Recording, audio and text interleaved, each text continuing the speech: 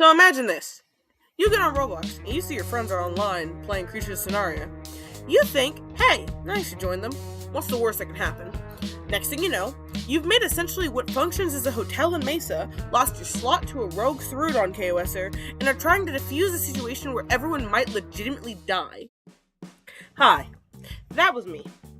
My name's Mars, shortened for Marzapan, which is my online handle in pretty much everywhere now, at least everywhere that I've updated, and I'm a digital artist. I've also been a COS player for, at the bare minimum, 3 years, maybe the better part of 4.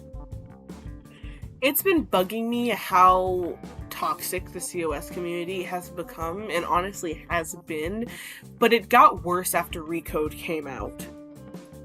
As someone who occasionally does KOS, especially if I'm grinding for the death gacha token, I can completely understand now why people do it. Whether it be for fun or whether it be because they need to, because killing other players is the easiest way to get the gacha token. The problem becomes when you feel entitled to killing other people, especially when they're not doing anything and they're clearly upset about it or trying to defuse the situation, and you don't need to. There's a difference between killing for food and killing for fun, and then there's a completely different situation in killing purely to ruin another person's experience. And that's what I had to deal with today. With Mesa as my territory, I essentially started using the function we were given of being able to properly build up territory, such as placing lures and lights down, and being able to now have your food stashes back and water collection. And at some point, a couple of people ended up coming over because the food stashes were just there. I even had placed a couple planters down because some of the people I was in a pack with and friends with were herbivores and didn't want to have to travel all the way to another biome because the berries ran out. So, because of this, at some point, me and my friends decided, hey, let's start advertising this in the server we were playing as essentially a safe spot, or at least at bare minimum, a neutral spot where people could nest and grow if they needed to get away from KOSers, because there were a couple in the server. Now, I'm realizing that maybe very loudly advertising it wasn't the smartest idea, but regardless, we had made it very clear that this was mainly for babies and nesters, and anyone who wasn't in Mesa was not allowed into the pack.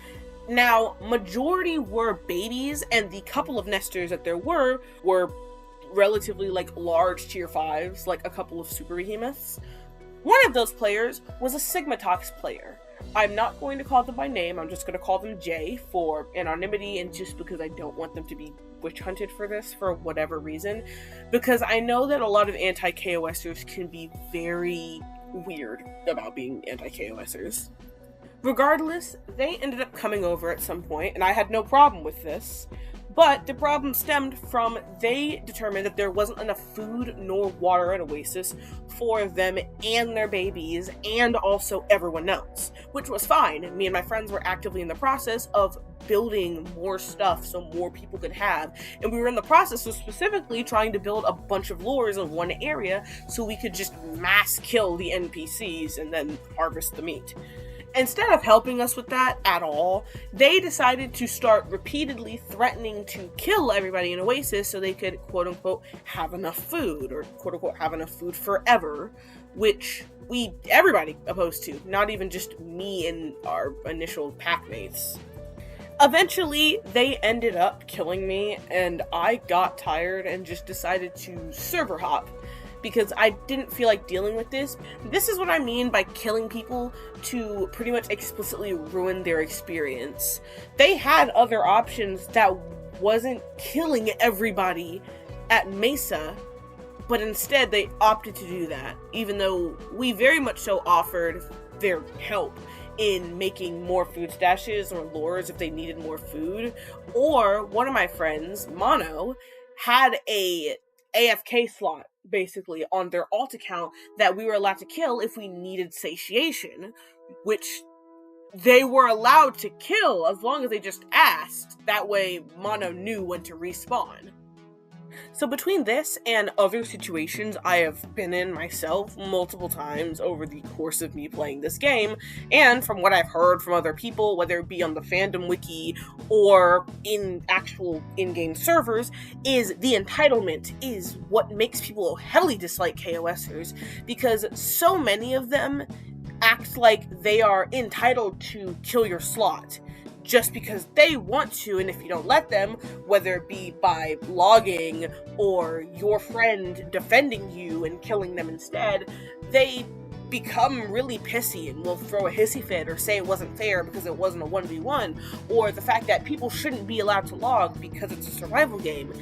And that logic falls apart really fast because, yes, it's a player versus player survival game, but unless you are eating the carcass, you don't need to kill them because you are still actively surviving without killing other players. Some players will even go as far as literally hunting you across the map even after you've already successfully fled from them, simply just to kill you.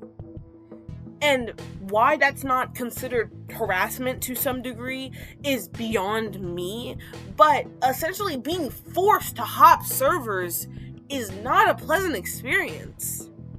If there's one thing, and one thing alone, that you understand from this video, no matter where you stand on the scope of KOSing, I hope it's the fact that you can very easily ruin a player's experience by KOSing them and then being arrogant and rude about it. It goes a long way to simply either explain yourself or just not respond when someone's upset about you KOSing them, and then not also being pissy when they revenge kill you, because it's bound to happen. If you killed their slot, of course they're going to want to get back and kill one of yours. It's an eye for an eye. And after that, 9 times out of 10, players go about their day and will leave you alone. So if a little more respect and a little more bandwidth could be given for players who have to deal with KOSers, that would be, amazing, and would probably fix a lot of the issues that this community has with very, very aggressive toxicity that seems to go completely unaddressed by, the actual Discord server and the devs. Honestly, I think that's kind of it. I made this video on a whim, so see ya.